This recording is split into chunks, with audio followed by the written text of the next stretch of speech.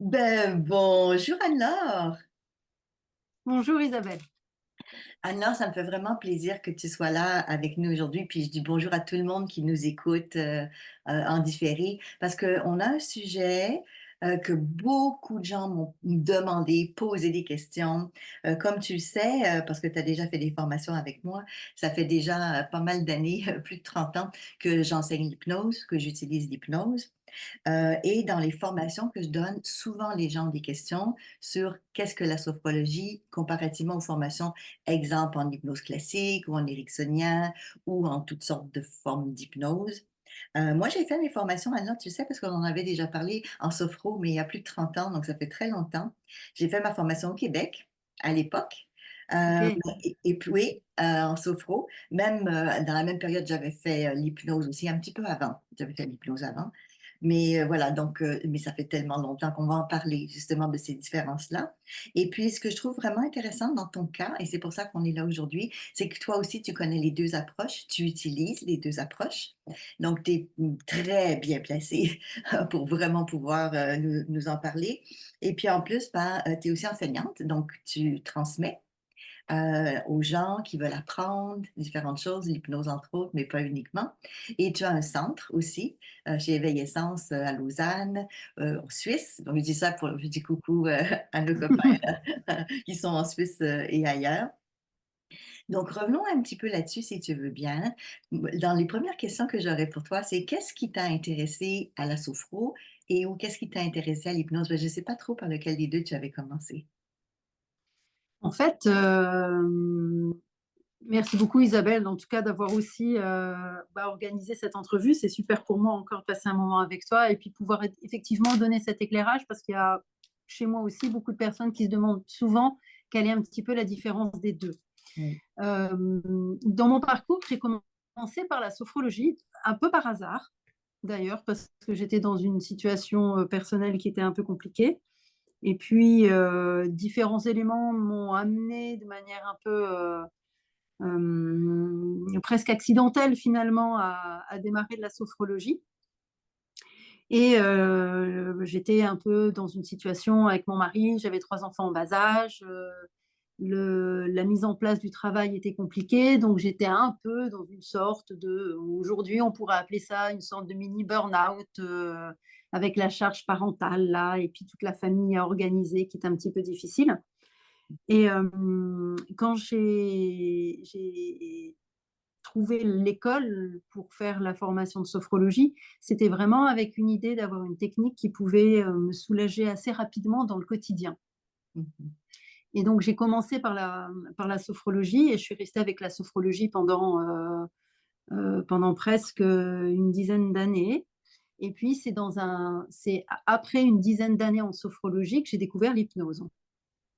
Ah, je comprends, je comprends. Et mais tu as fait tout ça en Suisse, les formations? Alors, la sophrologie, c'était en France. Ah, c'est ça. C'était à Paris. Mhm. Et puis, tu sais, il y a plusieurs courants en sophrologie. Le créateur de la sophrologie, il s'appelle Alfonso Caicedo. C'est un neuropsychiatre colombien qui a créé la sophrologie dans les années 60. Et ça partait un petit peu d'une idée de pouvoir étudier un peu la conscience. Alors, ce qui est intéressant avec Alfonso Caicedo, c'est que donc, en tant que neuropsychiatre, il utilisait aussi l'hypnose avant de créer la sophrologie. Donc, c'est ça qui est intéressant, on en reparlera certainement un Oui, petit peu plus tard. exactement. Est-ce qu'à l'époque, il y avait des formations qui se donnaient en Suisse ou pas du tout? Comme, parce que tu Écoute, il a as travaillé avec le professeur Abrezol, qui était en à Suisse, Brozone. Mhm. et qui a participé au développement de la sophrologie. La sophrologie, elle était surtout présente et elle est encore présente surtout dans les pays francophones. Oui. Je pense que ça peut avoir du sens parce que Alfonso Caicedo a développé une sémantique, tout un langage Mhm. très technique en fait au niveau de la sophrologie et avec des mots qui sont difficilement traductibles. Ah, ok, je comprends. Euh, Ça explique bien D'où le... d'où le fait que ça reste beaucoup au niveau francophone en fait. Ce Mhm. qui est peut-être un petit peu dommage parce que finalement c'est comme si ça limitait un peu la Mhm. technique alors elle peut être tellement tellement riche oui. Bah, écoute, chez nous, c'est à peu près pareil. Il y a pas beaucoup de sophrologie au Québec. Je dis pas qu'il y en a pas du tout, mais il y en a pas beaucoup. Donc mais quand je voyage, parce que tu sais, hein, je vais beaucoup dans différents pays pour Oui, et puis là, j'entends parler de la sophro partout où je vais. Mais je sais qu'au Québec, il y a pas beaucoup de gens qui connaissent cette approche-là. Donc raison de plus, hein, de l'expliquer puis faire la comparaison. Donc je trouve ça bien parce que c'est parti d'un besoin personnel, déjà au départ, tout à fait. quand tu as commencé. Et puis 10 ans après, ben, tu as découvert l'hypnose. Donc là, tu as les 2 outils, Oui. maintenant. Toi, tu reçois en consultation privée, individuelle, mais aussi de groupe, là, mais individuelle pour les 2 approches, d même en ce moment? Oui, tout à fait et le déclencheur, j'ai envie de dire, c'est presque les gens qui recherchent de la sophrologie qui arrivent chez moi, par la porte de la sophrologie. Ah, OK. Donc Alors c'est qu'est-ce qui vrai ouvre que cette oui, porte-là? Ouais. qu'est-ce qui ouvre cette porte-là? C'est que la peut-être on pourrait dire que la différence majeure entre la sophrologie et l'hypnose, c'est que dans la sophrologie, il y a vraiment une part, qui est liée au schéma corporel, en fait. C'est-à-dire qu'il y a toute une partie de la sophrologie qu'on appelle la relaxation dynamique, qui va permettre de travailler au niveau du corps, de pouvoir ouvrir un peu la compréhension de soi par rapport aux sensations qu'on peut avoir, par rapport à la gestion des tensions, par rapport à l'accès à la respiration. Et toute cette partie-là qui est très corporelle, ben, on la trouve beaucoup moins dans l'hypnose, voire même peut-être pour certaines hypnoses, pas du tout. Mmh. Et c'est vrai que cette part de liaison au corps avec la sophrologie, elle est indispensable parce que dans un épanouissement ou une ouverture de conscience ou un éveil de conscience, bah, on a besoin que le corps et l'esprit puissent communiquer ensemble. Oui, absolument. Oui, tu prêches une convaincue, hein, tu le sais, peut-être pas, mais Ouais, j'ai je sais bien. mais tu sais, oui, que moi, je trouve ça très important. Puis j'ai eu une école de yoga pendant longtemps. J'ai commencé donc le côté corporel, le côté somatique et corporel a toujours eu une importance et c'est vrai comme tu le dis que dans les différentes approches d'hypnose, des fois c'est plus conversationnel, des fois c'est en mouvement, mais il y a pas beaucoup d'approches en hypnose en mouvement. Il y en a, mais il y en a pas tant que ça au niveau corporel, à part peut-être comme en hypnose santé, ce que j'ai développé, ce genre de choses. Mais c'est vrai que c'est bien d'avoir cet apport particulier. Les gens viennent habituellement par la porte d'entrée de la sophro avec quel genre de thématique ou de besoin? Alors souvent, ils vont avoir des thématiques avec des souffrances corporelles, OK. de la difficulté avec, en fait, le corps est un petit peu, tu sais, la sophrologie, on a l'habitude de dire que peut-être la personne que l'on est, c'est comme si on était un pot et puis que tout ce qu'on vit dans une journée, ça crée des tensions au niveau du corps, c'est physiologique, c'est normal. Ces tensions ne s'évacuent pas toutes seules. Donc le niveau à l'intérieur du pot, bah, il va monter en fait. Et puis quand on arrive en haut du pot, on déborde un peu. Et puis bah, voilà, c'est un peu comme une rivière qui fait une inondation. Là, il y a plein de façons de déborder. Ça peut être des troubles du sommeil, ça peut être de manger plus, de manger moins, ça peut être d'être irritable, d'être agressif, d'avoir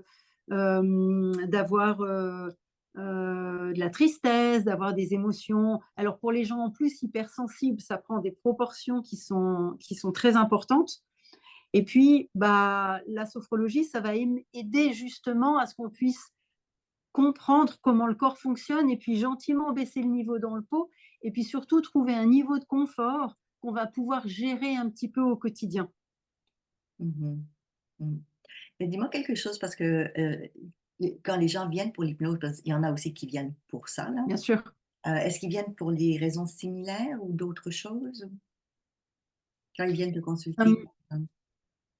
Hem, En fait, la sophrologie, elle va permettre de mieux se comprendre au niveau physique. Les gens qui vont venir pour l'hypnose, ils vont peut-être venir avec une intention qui va être un petit peu plus d'agir sur leur inconscient, comme s'ils avaient des schémas ou des comportements, peut-être à cette étape-là, contre lesquels ils luttent, mais ils ont l'impression de ne pas pouvoir en fait les gérer ou les modifier.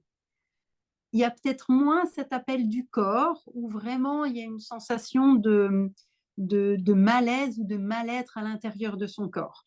Mmh. Je comprends. Dis-moi, quand tu as commencé à faire de l'hypnose, tu avais une grille visuelle aussi, tu avais appris donc la sophro avant. Heu, Qu'est-ce qui t'a surpris au début quand tu as commencé à apprendre l'hypnose? Ou c'était un complément bien évidemment là, mais si tu retournes un petit peu en arrière, tu étais comment au début? Alors, c'est une expérience qui est très Oui, personnelle, bien oui. sûr, puis à aucun moment c'est une critique ou un jugement Non, non, d'une non. discipline ou d'une autre, c'est juste d'après un vécu personnel. En fait, l'hypnose, elle m'a libérée Ah! parce qu'en fait, c'est vrai que la sophrologie, elle peut avoir, en tout cas, c'est comme ça que je pouvais le vivre, un aspect assez cadré, en fait, avec des protocoles qui sont très précis, avec des enchaînements techniques, avec un vocabulaire qui est très, très, très spécifique et qui pouvait être, d'une certaine façon, dans mon ressenti, un peu enfermant, à vouloir respecter des codes et des protocoles qui pouvaient être un petit peu figés, avec un petit peu derrière cette crainte de conséquences si les protocoles n'étaient pas respectés exactement à la lettre. Oui. Et puis avec l'hypnose, j'ai pu découvrir déjà plus de, j'ai beaucoup, beaucoup développé mes connaissances au niveau des neurosciences, au niveau du cerveau, au niveau de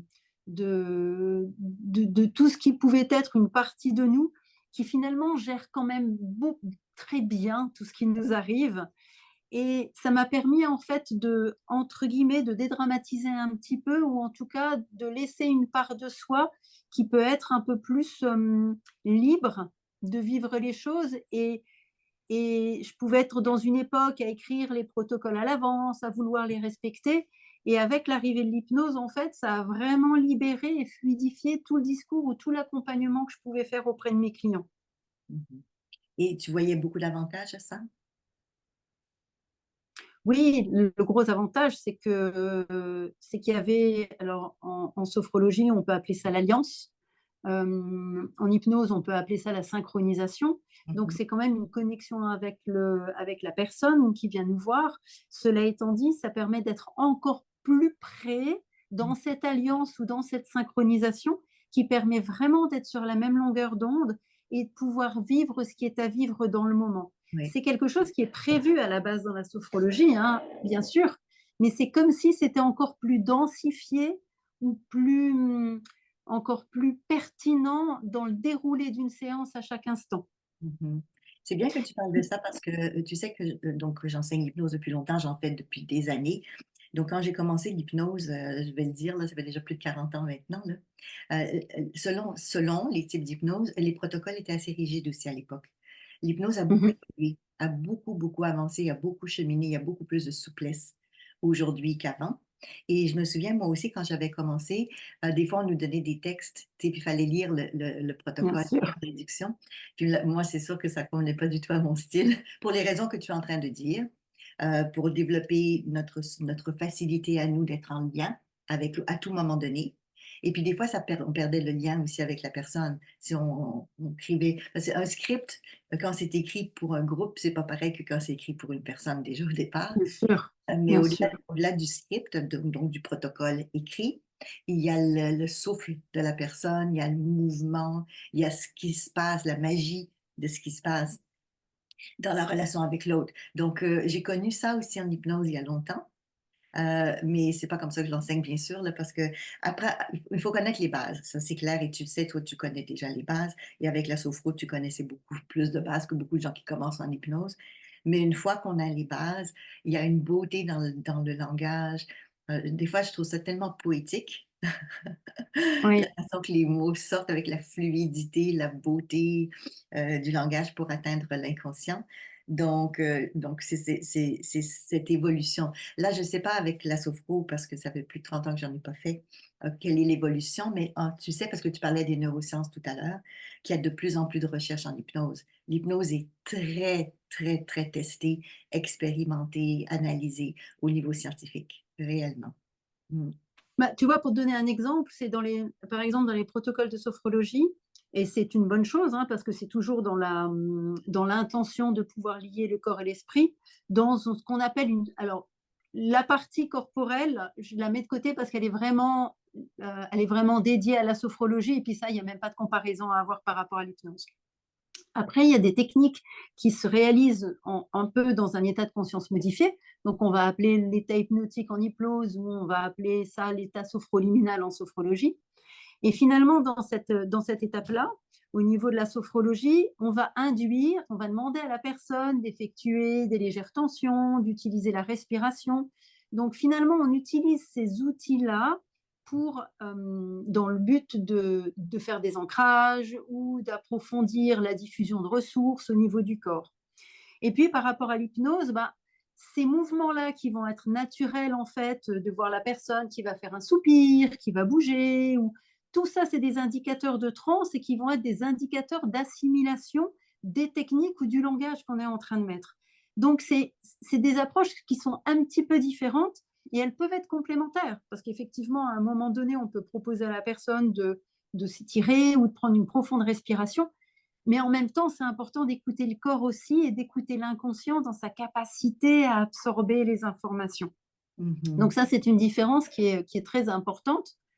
Et puis, dans l'évolution de la sophrologie, il s'est passé quelque chose. Alors, j'imagine que dans toutes les techniques, il y a toujours un petit peu eu des guerres de clochers pour que chacun puisse y trouver un petit Oui. peu ses avantages. La sophrologie caïcédienne, puisque c'est déposé maintenant, a des protocoles qui sont bien définis, c'est des études en école qui peuvent durer des années.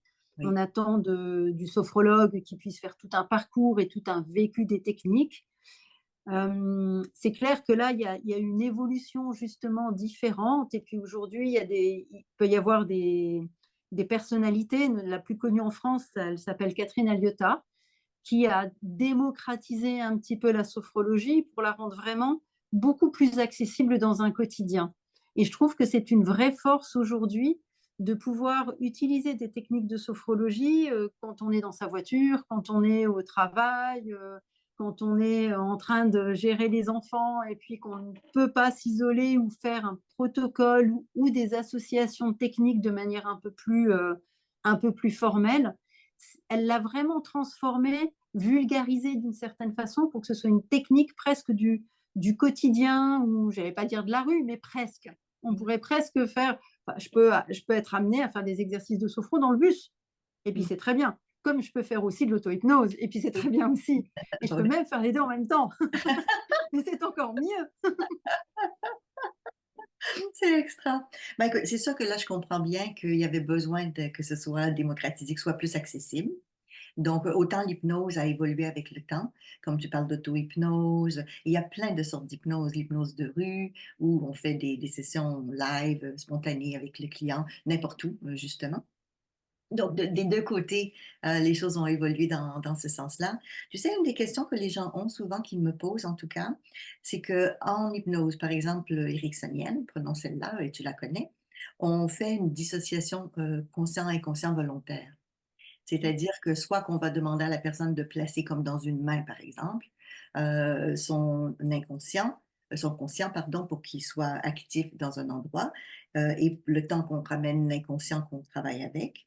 Et des fois, les gens me disaient: «Oui, mais en sophro, on est plus associé, on n'est pas dissocié». Donc, est-ce que pour toi, ça serait aussi un des critères de différenciation? Oui, on peut le souligner également. Peut-être que la sophrologie, on pourrait préciser que c'est un développement de la conscience. Comme on utilise beaucoup le corps, on va apprendre vraiment à écouter le langage du corps comme si la conscience pouvait s'élargir ou s'éveiller et permettre d'accueillir tout ce qui se vit avec plus de, plus de réceptivité d'une certaine façon. Alors peut-être que cette partie-là de la sophrologie, elle pourrait gentiment se rapprocher de la pleine conscience. Je ne suis Mmh. pas une spécialiste de la pleine conscience, donc je ne voudrais pas dire des bêtises, Mmh. mais cette partie-là de sophrologie, elle est vraiment dans un accueil pour pouvoir augmenter sa conscience. Et puis tu sais une des un mode, enfin une technique qui s'associe beaucoup à la sophrologie, c'est ce qu'on appelle la phénoménologie. La phénoménologie, c'est fait partie des courants qu'a utilisé Caicedo pour créer la sophrologie. Et puis, si on devait le résumer un peu, la phénoménologie, c'est finalement pouvoir vivre ce qui arrive comme si c'était une expérience unique.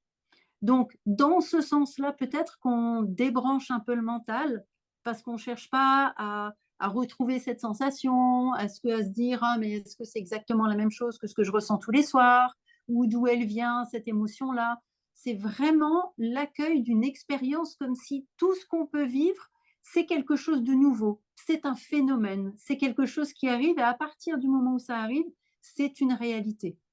Et Mhm. c'est peut-être plus dans un optique d'ouverture de conscience à tous les possibles que de chercher à discuter avec la part inconsciente. Mhm. Intéressant comme différence, hein. Maintenant, tu sais qu'en hypnose, parce qu'il y a tellement de disciplines, parce qu'on parle de Bien pleine sûr. conscience, on parle de conscience, de pleine conscience, de se connecter. Si on retourne un petit peu en arrière dans, on va dire, l'hypnose plus moderne, parce que l'hypnose, dans le temps des pharaons, ils faisaient de l'hypnose, ils en ont retrouvé dans Bien les sûr. livres comme marqué comme quoi ça se faisait. Donc, ça fait longtemps que ça existe. Mais dans le côté plus moderne, ça a été amené par des médecins dans le domaine de Oui, la santé et des soins. Donc, l'hypnose médicale est en plein essor. Il y en a de plus en plus, bon, surtout d'ailleurs en Suisse, mais pas uniquement dans d'autres pays. Donc, tout le côté soin, aider la personne à être mieux, à être plus calme, à être plus apaisée, parce que c'est stressant, il y a des périodes difficiles, pour aider, comme par exemple, il y a eu plein d'études sur le diabète, l'hypnose a aidé à prendre moins de médicaments, ce genre de choses. Donc ça, c'est un aspect en hypnose. Mais avec la conscience, il y a aussi des types d'hypnose qui ont été développés, comme par exemple, tu sais que j'ai développé l'approche de l'hypnose transtemporelle, qui est d'aller dans cet état de conscience, donc dans d'autres mondes, dans d'autres dimensions. Donc c'est sûr que là, on le fait aussi, mais différemment en hypnose, parce que c'est pas à travers le corps physique, au contraire, parce qu'on va dans d'autres niveaux de conscience altérée, mais pas altérée bien avec sûr. la drogue, là, mais de conscience élargie dans ce sens-là. Et puis, où on s'ouvre à d'autres réalités. Donc, l'hypnose est intéressante aussi pour ça aujourd'hui. Ça a beaucoup évolué, ça a beaucoup changé, justement, dans ce but-là. Et puis, Et du dans les coup, bars, oui, vas-y. Mhm. et du coup, ce que je peux peut-être préciser dans ce que tu étais en train de dire, c'est ce qui a pu aussi faire une différence dans le développement entre guillemets de l'hypnose au niveau médical par rapport peut-être au fait que la sophrologie finalement, avec tout le potentiel et la richesse de la technique, elle est un peu moins utilisée ou un peu moins répandue au niveau médical. C'est que du coup, dans toute sa structure, bah, la sophrologie, elle était un petit peu plus elle était un petit peu plus longue d'action parce que toute la partie relaxation dynamique, bah, elle fait partie d'un protocole et puis de la mise en condition de cet état de conscience modifié pour pouvoir mettre en place ce qu'on appelle les sophronisations, qui sont l'équivalent finalement du contenu de la transhypnotique. Et bah, l'hypnose à ce niveau-là, elle a été beaucoup plus rapide. Mhm. Donc c'est vrai que dans le milieu médical, ben, on n'a pas besoin de faire toute une approche en passant par le corps avec des techniques trop cadrées qui passent par tout un tas d'étapes. On peut effectivement, et on s'est rendu compte avec l'évolution, qu'on peut être en transe très rapidement. Oui. Et puis là, du coup, on peut avoir énormément d'accès et d'outils. C'est aussi peut-être ce qui a fait que l'hypnose s'est retrouvée un peu plus souple dans l'utilisation très rapide dans tout le milieu médical aussi. Mhm. Ça a beaucoup de sens ce que tu dis. Je fais beaucoup de liens aussi avec les mouvements oculaires. Comme tu Oui, sais, là aussi, j'ai développé le EMA ou AMO en français, actualisation par les mouvements oculaires. Et quand on bouge les yeux dans certaines directions, on accède à des ressources inconscientes très rapidement.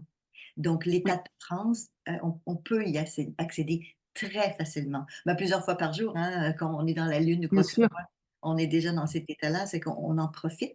C'est le docteur Milton Erickson, qui est le créateur de l'hypnose ericksonienne, qui disait qu'il faut profiter pleinement de ces moments de transe-là, que chaque moment de transe nous permet d'avoir cette connexion avec tout notre monde intérieur, de richesse, parce que lui, il croyait qu'on activait vraiment des ressources. Ben, c'est ce que moi aussi, je crois depuis longtemps, mais c'est ce qu'on fait, bien aller sûr. chercher des forces et des ressources à l'intérieur de nous. Donc, cette idée de dire que c'est peut-être plus facilitant, peut-être plus rapide, comme accéder à l'état de transe avec l'hypnose, je suis totalement d'accord avec toi, réellement. Mm. Donc ça, je trouve ça intéressant aussi comme distinction que tu es en train de faire avec les deux. Ça va aider aussi les gens qui nous écoutent à dire, ah ok, si je voudrais telle chose, ben, c'est plus telle technique. Si je voudrais plus expérimenter telle autre chose, c'est plus telle technique.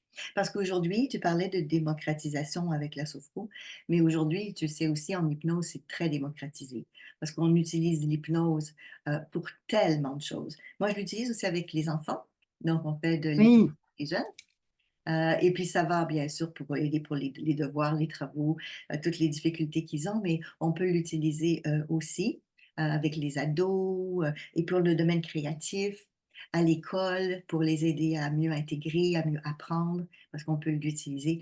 Enfin, il y a tellement, tellement d'ouvertures possibles. En sophro, est-ce que c'est ouvert aussi comme ça à différentes, personnes, besoins spécifiques comme là, je parlais des enfants, parce qu'en hypnose, on peut travailler avec tellement de choses différentes. bah, tu sais qu'au départ, quand j'ai démarré la sophro, en fait, je faisais partie d'une structure qui s'appelait, parce que je crois qu'elle a eu un peu des péripéties depuis, mais qui s'appelait l'Observatoire national de la sophrologie, et on cherchait en fait à justement, mettre en place plus de sujets d'études pour essayer de drainer. Ça a toujours été un petit peu la difficulté de la sophrologie, c'est de réussir à pouvoir être évalué vraiment, à pouvoir faire partie d'études, en fait. C'est dommage que par rapport à l'hypnose, elle ait pas pu être portée pour, bah, elle gagne à être connue et du coup, ça Oui, l'a pas aidée de pas être trop connue. Et mmh, dans le cadre de l'observatoire, en fait, je suis intervenue au démarrage, je faisais énormément de groupes et j'intervenais dans beaucoup, beaucoup d'écoles, et on faisait de la sophrologie dans des classes entières. Et c'était super intéressant parce que du coup, ça permettait vraiment de la sophrologie, ça permet, alors elle peut être très, très, très ludique, et c'est vraiment des outils qui peuvent permettre de gérer dans un état d'éveil, un état émotionnel. Et puis, bien évidemment, les enfants et les ados, bah, ils ont à gérer leur état émotionnel, et je dois t'avouer que tout le corps enseignant profite aussi de pouvoir gérer son état émotionnel. Donc c'est vrai qu'au tout début de ma carrière, j'ai travaillé dans énorme, je sais pas, c'était j'ai dû faire plus de 2000 ou 3000 gamins là, dans des classes. Ça allait aussi bien des premières années d'école à 6 ans, plus, après ceux qui avaient eu leur examen de fin d'études, ou ouais. voire même qui étaient dans les premières années d'études supérieures, et c'était vraiment un outil incroyable. Alors, c'est clair que dans les états de conscience modifiés, bah, on va retrouver des techniques un peu similaires entre l'hypnose et la sophrologie. Mais cette partie gestion de l'état émotionnel, elle reste importante. Et je dois t'avouer que même les personnes qui viennent chez moi, finalement, que la porte d'entrée soit la sophrologie ou l'hypnose, on se retrouve presque à faire un peu des deux dans chaque séance. Mmh. Parce que c'est vrai que de développer la connaissance de la respiration, des mouvements, ou de reconnaître les émotions et puis de pouvoir apaiser ces émotions pour peut-être aller encore un peu plus facilement en transe pour justement l'auto-hypnose, par exemple, c'est Oui. vraiment un cocktail, incroyable. Tu me fais penser à un des protocoles, que j'utilise en hypnose que tu sais, tu l'as appris, qui est la justement la baisse de la charge émotionnelle pour, trouver des moyens pour, reconnaître les émotions, mais aussi les diminuer dans l'intensité, mais une fois qu'on comprend ce qui est en arrière. Donc parce que évidemment au niveau émotionnel, on ne veut pas que les gens arrêtent de vivre leurs émotions, mais qu'ils le vivent Ben autrement oui, mais réellement. Mmh. tu vois, c'est ça qui est intéressant, c'est que finalement, il y a l'une technique va rejoindre l'autre Ouais. d'une façon ou d'une autre. C'est ça, je trouve, qui est Oui. incroyable dans notre époque d'aujourd'hui, c'est que des frontières qui, à un moment donné, étaient peut-être un peu rigides pour des raisons qui étaient peut-être pertinentes à l'époque, tout est en train vraiment de se flouter et d'être beaucoup plus perméable.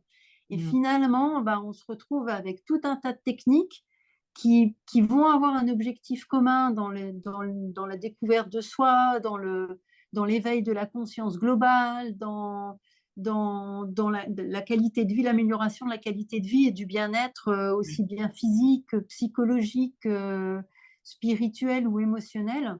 Et puis il y a tellement de ponts, tellement de connexions qu'on peut mettre en place aujourd'hui, c'est tout à fait incroyable. Et puis c'est presque comme si chacun pouvait choisir sa porte d'entrée finalement, Oui. mais qu'on arrivait dans un monde où tout est connecté, Mmh. tout est Parce connecté. que si j'ai bien compris, en sophro, on est en état de transe aussi de toute façon.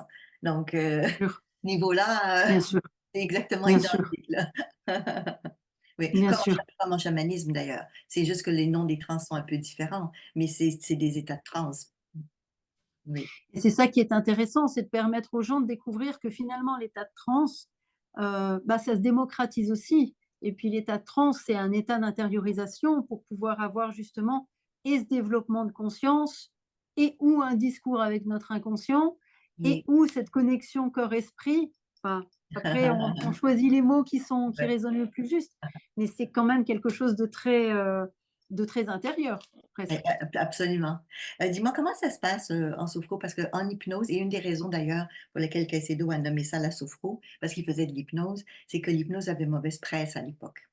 Elle a encore un peu et puis on parle des fois de manipuler, après il y a les spectacles, la scène, les gens voient des choses, donc l'hypnose a beaucoup moins qu'avant, mais avait en tout cas, une mauvaise presse par rapport à la Mmh mh. manipulation qu'on fait, d'autant plus qu'en hypnose, on utilise beaucoup le langage et puis on peut imaginer qu'on va dire des choses pour manipuler quelqu'un d'autre, donc où est-ce que tu en es toi par rapport à ça et qu'est-ce que tu as observé? Par rapport aux gens, leur attitude, par rapport soit à l'hypnose ou à la sophro. Alors en fait, j'ai l'impression que les gens, ils sont pas forcément, j'aurais presque envie de te dire, ils sont presque plus attirés par un parcours de vie Oui, et de la capacité du thérapeute à incarner ses techniques, presque plus que la définition théorique, un petit peu de la technique. ouais. C'est vrai que je dois t'avouer que dans les séances, je fais énormément d'hypnose conversationnelle, même si après on peut formaliser avec des protocoles un peu plus particuliers. Et le fait que, d'expliquer et je trouve qu'il y a vraiment une grande pédagogie dans toute cette technique et c'est pour ça que toutes les personnes qui cherchent un peu à démocratiser les techniques, à les rendre plus accessibles, après tout peut se discuter, mais en même temps, je trouve qu'elles font un travail formidable parce que, c'est important que les personnes puissent comprendre que ces techniques-là, elles sont accessibles Oui, et que ce soit de l'auto-hypnose ou que ce soit de la sophrologie ou que ce soit de la pleine conscience ou encore une autre, c'est des techniques en fait que ces personnes-là peuvent mettre en place pour elles et elles-mêmes en plus. Et c'est peut-être aussi le travail de l'accompagnant, c'est vraiment d'être un accompagnant enfin, alors moi je suis très transmission, hein, puis toi aussi, je sais ouais. bien, hein, donc c'est vrai que la partie transmission pour que ces personnes-là puissent être autonomes et indépendantes dans la pratique, c'est quand même super important. Enfin, moi, c'est ce qui me donne du sens. Oui, oui, je suis d'accord avec toi. On veut que les gens soient autonomes, l'utilisent, pour eux-mêmes quand ils en ont besoin et que ça devienne un réflexe. Donc quand on parle d'auto-hypnose, on peut arrêter, faire une session d'auto-hypnose, dire: «Je me donne tant de temps et je le fais». Mais ce qu'on souhaite aussi, c'est que l'inconscient est en collaboration avec notre, mental, notre conscient, à tout moment donné qu'on en a besoin et que c'est correct, qu'on n'est pas en train soit de conduire ou quoi que ce soit qui pourrait être risqué là, mais que ça se mette en place de manière naturelle pour faire ce que tu disais, que ça quand ça déborde au niveau de la tasse ou bien du pot, que naturellement notre système le met en place sans nécessairement qu'on est obligé d'arrêter pour le faire. Ces moments-là de rêvasserie ou autres sont tellement, tellement essentiels et importants et avec intention. Tu as dit ce mot-là et je reviens là-dessus parce que je trouve qu'en hypnose, c'est ce qui fait vraiment une différence, c'est que c'est des suggestions. Il y a une Mmh. intention de résolution, il y a une intention d'aller vers un objectif et l'objectif qui est défini par la personne elle-même. Mmh. Donc c'est pas juste utiliser la transe, c'est aller en transe pour ouvrir la porte vers un autre monde. Et c'est là où en plus la technique peut servir l'autre, parce qu'on pourrait très bien partir du principe de se dire: «Bon, bah, voilà, je vais utiliser la sophrologie pour finalement me détendre et puis me mettre dans des dispositions qui vont être favorables à pouvoir Oui, faire mon moment d'auto-hypnose».